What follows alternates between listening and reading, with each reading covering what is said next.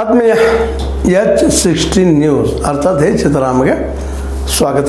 ನಾನು ನಿಮ್ಮವ MI ಅಥವಾ ಮಲ್ಲಪ್ಪ ಜೋತವರ. ಆತ್ಮೀಯರೇ, ಈಗಾಗಲೇ ನಿಮ್ಮ ಮುಂದೆ ನಮ್ಮ ಸಚಿವರುಗಳ, ಶಾಸಕರ, ಮುಖ್ಯಮಂತ್ರಿಗಳ, ಸಚೇತಕರ, ಅದೇ ಕಾಲಕ್ಕೆ ವಿಧಾನ ಪರಿಷತ್ ಸದಸ್ಯರ, ವಿಧಾನಸಭಾ ಅಧ್ಯಕ್ಷರ, ಸಭಾಪತಿಗಳ ಈ ಒಂದು ವೇತನ ಮತ್ತು ಭತ್ಯೆ ಹೆಚ್ಚು ಮಾಡೋ ಮಸೂದೆ ಮಂಡಿತ ಆಗ್ಯದ.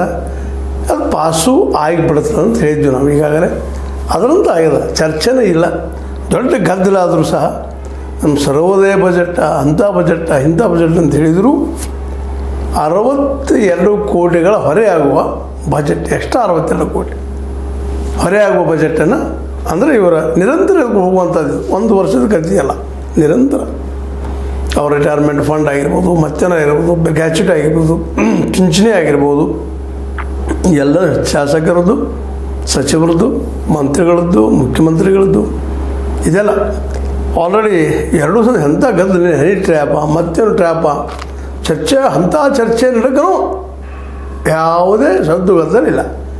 ಗೊತ್ತಾಗೋಗಿಲ್ಲ ಜನಕ್ಕೆ ಅನ್ನೋದು ದಾಟ್ಕೊಂಡ್ಬಿಟ್ಟು ನೋಡ್ರಿ. ಇದು ನೋಡಿದಾಗ ಸಹಜವಾಗಿ ಅನ್ನಿಸ್ತದ. ಇಷ್ಟೆಲ್ಲ ತಗೊಳ್ಳುವಂತಹ ನಮ್ಮ ಶಾಸಕರು ಮತ್ತು ನಮ್ಮ ಮಂತ್ರಿಗಳು ಅಥವಾ ಸಭಾಪತಿಗಳು, ಸಭಾಧ್ಯಕ್ಷರು, ವಿಧಾನ ಪರಿಷತ್ ಅಧ್ಯಕ್ಷರು, ಉಪಸಭಾಪತಿಗಳು ಇವರೆಲ್ಲರೂ ಇಷ್ಟು ಪೇಮೆಂಟ್ ತೊಗೊಂಡ್ರು. ಅದ್ರ ಒಪ್ಪಿಗೆ ಯಾವುದೇ ಚರ್ಚೆನೂ ಆಗಲಿಲ್ಲ. ಇದ್ಯಾಕೆ ಹೆಚ್ಚು ಅಂತ ಯಾರೂ ಕೇಳಿಲ್ಲ, ಇದ್ಯಾಕೆ ಕಡಿಮೆ ಅಂತ ಹೇಳಿಲ್ಲ.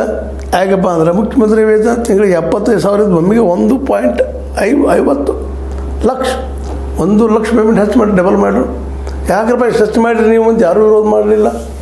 ದೆಹಲಿಯಲ್ಲಿ ಈ ಒಂದು ಏನಪ್ಪ ಅಂತಂದ್ರೆ ಕನ್ನಡಿ ಮನೆ, ಶೀರ್ಷಕ ಘರ್ ಕಟ್ಕೊಂಡಕ್ಕಾಗಿ ಕೇಜ್ರಿವಾಲ್ಗೆ ಎಲ್ಲರೂ ಬೆಳೀತರು ನಮ್ಮ BJPಗರು.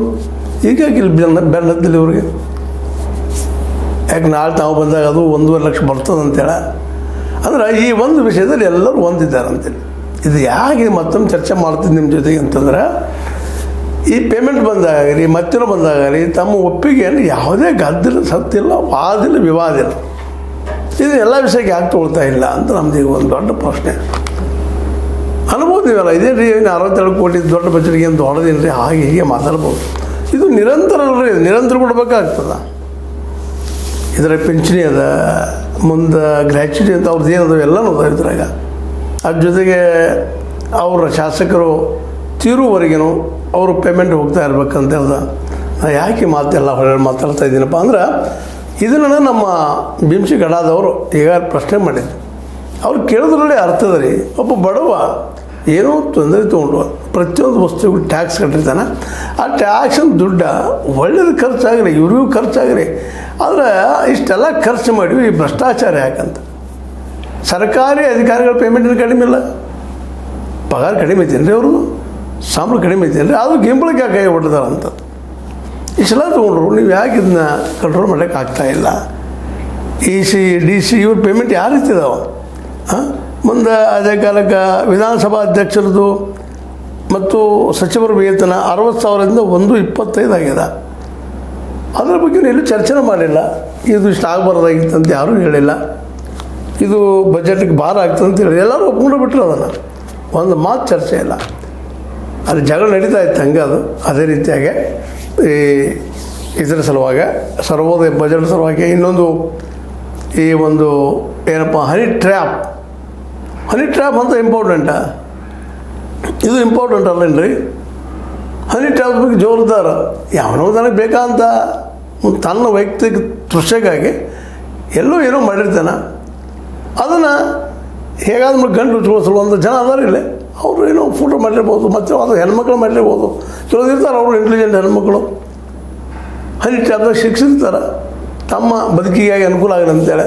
ಅವರು ಪಾಪ ಹಸ್ತಿರ್ತಾರೆ, ಅದು ಇಂಥ ಮಾಡ್ತಾರೆ, ಏನು ಮಾಡ್ಕೊಂಡು ಹೋಗ್ತಿರ್ತಾರೆ ಗದ್ದಲ. ಇವ್ರು ಯಾಕೆ ಹೋಗ್ಬೇಕ್ರಿ ಸಜ್ಜನರು, ಇಂತೆಲ್ಲ ಪೇಮೆಂಟ್ ತೊಗೋತಾರೆ, ಏನೆಲ್ಲ ಮಾಡ್ತಾರೆ. ಪೇಮೆಂಟ್ ಅಂತ ಸುಧಾರಿದ್ರಿ ಎಲ್ಲ ಅನುಕೂಲಗಳು ಇವ್ರಿಗೆ, ಜೀವಂತಿರೋರಿಗೆ ಮೆಡಿಸಿನ್ ಎಲ್ಲ ಇಷ್ಟೆಲ್ಲ ಕೊಟ್ಟಾಗೋ ಸಹಿತ ಹನಿ ಟ್ಯಾಪ್ದಾಗ ಬಿಡೋದು ಯಾಕೆ. ಇವ್ರು ಯಾರು ಹೆಣ್ಣು ಕೊಡೋದನ್ನಂದ್ರೆ, ಮದುವೆ ಮಾಡೋದನ್ನಂದ್ರೆ, ಯಾರನ್ನೇ ಮದುವೆ ಆಗಿಕೊಂಡು ಹೋಗಿರಲ್ರಿ ಅಂತೇಳಿ ನಮ್ಮ DKC ಅವ್ರು ಕೇಳ್ತಾ ಇದ್ದಾರೆ. ಯಾಕೆ ಎಲ್ಲರೂ ಕೂಡ ಅವ್ರಿಗೆ ಬಣ್ಣ ಹಚ್ಚಿದ್ದಾರೆ. ಮತ್ತು CD ಫ್ಯಾಕ್ಟ್ರಿ ಪಾನಿನ CBI ತನಿಖೆ ಆಗಲಿ ಅಂತ ಒಂದು ಶುರು ಮಾಡಿದ್ದಾರೆ, ಬಣ್ಣ ಹಚ್ಚಿದ್ದಾರೆ. ಈಗಾಗಲೇ ದೇವೇಗೌಡರು ಮೊಮ್ಮಗರು ಹಿಡಿದ್ರು, ನಿಮಗೆ ಗೊತ್ತದ. ಹನಿ ಟ್ಯಾಪ್ನ ಸಿಕ್ಕೊಂಡಿದ್ರು, ಅನೇಕ ಸಿಗ್ತಾಯಿದ್ರು ಮೇಲೆ. ಇದಕ್ಕೆಲ್ಲ ಇವರ ಕಾರಣ, DK ಶಿವಕುಮಾರ್ ಅವರ ಕಾರಣ ಅನ್ನುವಂಥ ವಾತಾವರಣ ಎಲ್ಲ ಕಡೆ ಹಬ್ತಾ ಇದೆ. ಅದಕ್ಕೆ ಅವರು ಕೇಳ್ತಾ ಇದ್ದಾರೆ, ನೀವು ಯಾಕ್ರಪ್ಪ ಅಲ್ಲಿ ಹೋದ್ರಿ, ನೀವು ಯಾಕೆ ಮಾತಾಡ್ರಿ ಅಂತೇಳಿ ಪ್ರಶ್ನೆ ಮಾಡ್ತಾರೆ. ಅವರು ಕೇಳೋದ್ರಲ್ಲೂ ಅರ್ಥದಲ್ಲ. ಇದ್ರ ಬಗ್ಗೆ ಯಾವ ಚರ್ಚೆ ಆಗಬೇಕಾಗಿತ್ತು ಅದ್ರ ಬಗ್ಗೆ ಚರ್ಚೆ ಆಗಲಿಲ್ಲ. ವೇತನ ಹೆಚ್ಚು ಮಾಡಿಕೊಂಡ್ರು, 1ಕ್ಕೆ 2 ಪಟ್ಟು ಮಾಡಿಕೊಂಡ್ರು. ಮುಂದೆ 62 ಕೋಟಿ ರೂಪಾಯಿ ಹೆಚ್ಚುವರಿ ಹೊರೆಯಾದ ಬಜೆಟ್ಗೆ ಅದ್ರ ಬಗ್ಗೆ ಯಾರೂ ಒಂದು ಚಕಾರ ಎತ್ತಲಿಲ್ಲ. ಇದೇ ಅನ್ನೋದು ನಮ್ಮಲ್ಲಿ ಒಂದು ಗಾಂಧಿ ಮಾತೈತಿ, ನಾ ಮಾಡಿದ್ರೆ ಪ್ರೀತಿ ತಾಜ್ ಮಹಲ, ಇನ್ನೊಬ್ಬ ಮಾಡಿದ್ರೆ ಹಾದ್ರ ಕೆಟ್ಟತನ ಅಂತ. ಈ ರೀತಿ ತಮ್ಮ ಆಗಲೇ 62 ಕೋಟಿ ರೂಪಾಯಿ ಪ್ರತಿ ವರ್ಷ ಕೊಡೋದು ಒಂದು ಹೆಚ್ಚುವರಿ ಇದು. ಇದಕ್ಕಾಗಿ ನಾವು ಇವತ್ತೇನು ಕೇಳ್ತಾ ಇರೋದಪ್ಪ, ಈ ಎಲ್ಲ ಶಾಸಕರಿಗೂ ಡೀಲ್ ಮಾಡ್ಕೊರಿ ಇಷ್ಟೆಲ್ಲ ಮಾಡಿಕೊಂಡು ನೀವು ಭ್ರಷ್ಟಾಚಾರವನ್ನು ಯಾಕೆ ಓಡಿಸ್ಲಿಕ್ಕೆ ಆಗ್ತಾಯಿಲ್ಲ ಪ್ರತಿಯೊಂದು ಕ್ಷೇತ್ರದಿಂದ. ಈ ನೋಡಿ KPSC ಭ್ರಷ್ಟ ಕಾರಣ ನೀವು ರಾಜಕಾರಣಿಗಳನ್ನ ಜೊತೆಗೆ ಅಧಿಕಾರಶಾಹಿ ಜನನ. ಯಾಕಂದರೆ ಇವ್ರು ನಿಮ್ಮನ್ನ ಯಾರು ಕೇಳೋರು ಇಲ್ಲಲ್ಲ. ಇತ್ತೀಚೆಗೆ ನ್ಯಾಯಾಂಗದಲ್ಲಿ ಸಹಿತ ನಾವು ಹೆಸರು ಕೇಳ್ತಾ ಇದ್ದೀವಿ, ನ್ಯಾಯಾಂಗ ಸಹಿತ ಅಲ್ಲಿಯೂ ಭ್ರಷ್ಟ ಆಗ್ತಾಯಿದೆ ಅಂತೇಳಿ ಸ್ವತಃ ನ್ಯಾಯಾಧೀಶ ಅಂತ ಇದ್ದಾರಲ್ಲೇ, ಅಲ್ಲಿ ವಕೀಲ ಸಲ ಅಲ್ಲಿ ಗೆದ್ದಿದ್ದಾರೆ, ಹೌದು ಒಳಗೆ ಭ್ರಷ್ಟಾಚಾರ ಭಾಳ ಆಗಿದೆ ನ್ಯಾಯಾಂಗದಲ್ಲೂ ಅಂತೇಳಿ. ಹಿಂಗಿದ್ದಾಗ ಇವುಗಳನ್ನು ಓಡಿಸೋದಕ್ಕಾಗಿ ನೀವೇನು ಮಾಡ್ತಾಯಿದ್ದೀರಿ? ಕಾನೂನೇನೋ ಮಾಡ್ತಾಯಿದ್ರಿ, ಕಾನೂನು ಅಡಾಪ್ಟ್ ಮಾಡೋಕ್ಕೆ ಕೊಡ್ತಾನೆ ಇಲ್ಲಲ್ಲ. ಯಾಕಂದ್ರೆ ಕಾನೂನು ಅದರ ಪ್ರತ್ಯೇಕ ಪಾಪ ಆರಾಮ ಇಟ್ಬಿಟ್ಟದ. ಯಾರು ಬೇಕಾಗ್ತಾರೋ ಅವ್ರು ಒಳ್ಳೆಯದಾಗಿ ಹೇಳುವಂಥದ್ದು, ಬೇಡದವರಿಗೆ ಕೈಯಾಗಿ ಹೇಳುವಂಥದ್ದು ಇದೆಲ್ಲ ನಡೀತಾ ಇದ್ದಾವಂತ. ಭ್ರಷ್ಟಾಚಾರ KPSC ರಾಜಕಾರಣಿಗಳು ಜೊತೆಗೆ ಅಧಿಕಾರಶಾಹಿಗಳು. ಯಾಕಂದ್ರೆ ಸ್ವಾಯತ್ತ ಸಂಸ್ಥೆ ಕೊಟ್ಟಾಗ ಅಲ್ಲಿ ಈ ರಾಜಕಾರಣಿಗಳು ಏನು ಕೆಲಸ ಅದ, ಮತ್ತು ಅಧಿಕಾರಿಗಳಿಗೆ 2 ವರ್ಷದಿಂದ ಹೆಚ್ಚಲ್ಲಿ ಇಡ್ಲಾರ್ದು ಹೋಗಿಬಿಟ್ರೆ ಸ್ವಚ್ಛ ಆಗಿ ಆಗ್ತದೆ. ಮತ್ತು ಅಲ್ಲಿ ಇನ್ನಷ್ಟು ಪಾರದರ್ಶಕತೆ ತರಬೇಕಾಗ್ಯದ. ಒಂದು 4 ಜನ ಅಧಿಕಾರಿಗಳಿಗೆ ಆಗಿರ್ಬೋದು ಅಥವಾ ರಾಜಕಾರಣಿಗಳಿಗೆ ಆಗಿರ್ಬೋದು ಶಿಕ್ಷೆ ಆಯ್ತಪ್ಪ ಅಂತಂದ್ರೆ ಆಟೋಮೆಟಿಕ್ ಕಂಟ್ರೋಲ್ ಆಗ್ತದೆ KPSC. ಇಷ್ಟೆಲ್ಲ ಸಂಬಳ ಕೊಟ್ಟು ಇದನ್ನೆಲ್ಲ ಮಾಡಿಯೂ ಭ್ರಷ್ಟಾಚಾರ ಯಾಕೆ ಉಳಿಲಿಕ್ಕಂತದೆ. ಇದಕ್ಕೆ ಇವತ್ತು ನಮ್ಮ ಸಿದ್ದರಾಮಯ್ಯರು ಉತ್ತರ ಹೇಳಬೇಕಾಗ್ಯದ, ವಿರೋಧ ಪಕ್ಷದ ನಾಯಕರ R ಅಶೋಕ್ ಅವ್ರು ಹೇಳಬೇಕಾಗ್ಯದ, ವಿಜಯೇಂದ್ರ ಅವ್ರು ಮೊದಲು ಹೇಳಬೇಕಾಗ್ಯದ. ಭ್ರಷ್ಟಾಚಾರದ ಬಗ್ಗೆ ಟೀಕೆ ಮಾಡಿ ಹಿಡಿತೀರಿ, ನಿಮಗೆಲ್ಲ ಇಷ್ಟು ಪೇಮೆಂಟ್ ಮಾಡ್ತಾ ಇದ್ದಾರೆ ವಿರೋಧ ಪಕ್ಷದವ್ರಿಗೆ ಎಲ್ಲರಿಗೂ. ನೀವು ಯಾಕೆ ಅದನ್ನು ಕಂಟ್ರೋಲ್ ಮಾಡಲಿಕ್ಕೆ ಆಗ್ತಾಯಿಲ್ಲ? ನೀವು ಬಂದಾಗ ಅವ್ರು ಬೈದು, ಅವ್ರು ಬಂದಾಗ ನೀವು ಬೈದು, ಬರೀ ಇದಕ್ಕೆ ಸಂಬಂಧಿಸಿದಾಗ ಎಷ್ಟು ಟೀಕೆ ಮಾಡ್ತೀರಿ ನೀವು. ಈ ಭ್ರಷ್ಟಾಚಾರದ ಬಗ್ಗೆ ಯಾಕೆ ಮಾತಾಡೋದಿಲ್ಲ? ಈ ವೇತನ ಇಷ್ಟು ಹೆಚ್ಚು ಮಾಡ್ಕೊಂಡಿಪ್ಪ ನಾವು, ಇದನ್ನು ಒಳ್ಳೇದು ಕೊಡಬೇಕು ಆಡೈತೆ ನಿಮ್ಗೆ ಯಾಕೆ ಅನಿಸೋದಿಲ್ಲ? ಒಬ್ಬ ವ್ಯಕ್ತಿಯ ಪೇಮೆಂಟ್ ಹೆಚ್ಚು ಮಾಡ್ಕೊಂಡು ನಾವು ಎಲ್ಲ ರೀತಿ ಅವ್ರು ಪ್ರಶ್ನೆ ಮಾಡ್ತಿರ್ತೀವಿ, ಏನೋ ಮಾಡ್ತಿರ್ತೀವಿ. ಅಂಥ ಪ್ರಸಂಗದ ಸರ್ಕಾರದಿಂದ ಅನೇಕ ಎಕ್ಸಾಮ್ಗಳು ನಡೀತಿರ್ತಾವೆ. ಇಲ್ಲಿ ಏನೂ ಇಲ್ಲ. ಈ ರಾಜಕಾರಣಿಗಳಿಗೆ ಆಯ್ಕೆ ಆಗಿ ಬಂದ್ರೆ ಮುಗಿದೋಗ್ಬಿಟ್ಟು, ಜನ ಆಯ್ಕೆ ಮಾಡಿರಲ್ಲೋ ಮುಗಿದಪ್ಪ, ಜನ ಮೆಂಬರ್ ಅದ ನನಗಂತೇಳಿ ಬೇಕಾದ ಕಾನೂನು ಬದಲು ಮಾಡ್ತಾ ಹೋಗೋದು ನಾವು ಸೆಂಟ್ರದಲ್ಲಿ ನೋಡಿದ್ದೀವಿ. ಈಗಾಗಲೇ ತಮ್ಗೆ ಬೇಕಾದಂಗೆ ದೊಡ್ಡ ಉದಾಹರಣೆ ನಮ್ಮ ಮೋದಿಯವರು ಎಲೆಕ್ಷನ್ ಕಮಿಷನರನ್ನು ನೇಮಿಸ್ಕೊಳ್ಳುವಂಥದ್ದು. ಆ್ಯಕ್ಚುಲಿ ನ್ಯಾಯಾಧೀಶ ಸ್ಪಷ್ಟವಾಗಿ ಹೇಳಿದರು, ಅವ್ರು ಪ್ರಧಾನಿ, ಇನ್ನೊಬ್ಬರು ವಿರೋಧ ಪಕ್ಷದ ನಾಯಕರು, ಮತ್ತೊಬ್ಬರು ನ್ಯಾಯಾಧೀಶರಿರಬೇಕು. ಯಾಕಂದ್ರೆ ನ್ಯಾಯಸಮ್ಮತವಾಗಿ ಎಲೆಕ್ಷನ್ ಆಗಬೇಕಾದ್ರೆ ಅದು ನ್ಯೂಟ್ರಲ್ ಇರಬೇಕು ಅನ್ನೋದು ಮಾತನ್ನು. ಅದರ ಏನಾಯ್ತು ನಂತರ ಅದೊಂದು ದೊಡ್ಡ ಎಕ್ಸಾಂಪಲ್ ಅದಕ್ಕೆ. ಹೀಗಾಗಿ ಎಲ್ಲ ಕಡೆ ಭ್ರಷ್ಟಾಚಾರ ಹಬ್ಬ ನಡೀತಾ ಇದೆ. ಈ ಅದೇ ರೀತಿ ಇವ್ರ ವೇತನ ದುಪ್ಪಟ್ಟಾಗಲಿಕ್ಕತ್ತದ, ಬಜೆಟ್ ಮೇಲೆ ಹೊರತು ಬೆಳಲಿಕ್ಕತ್ತದ. ಅದನ್ನೆಲ್ಲ ಹಾಕು ಅಂತ ದಂಡ ಜನಸಾಮಾನ್ಯರಿಗೆ ಬೀಳೋ ಸಾಧ್ಯತೆಗಳು ಹೆಚ್ಚಾಗಿದ್ದಾವೆ. ಅದಕ್ಕಿಂತ ಬೇಕೆತ್ತ ವೇತನ ಹೆಚ್ಚು ಮಾಡೋದು ಅಂತೇಳಿ ಇವತ್ತು ಯಾವ ಗೋಧಿ ಮೀಡಿಯಾದವರು ಪ್ರಚಾರ ಮಾಡ್ತಾಯಿಲ್ಲ, ಪ್ರಸಿದ್ಧ ಮಾಡ್ತಾಯಿಲ್ಲ, ಚರ್ಚೆ ಮಾಡ್ತಾಯಿಲ್ಲ.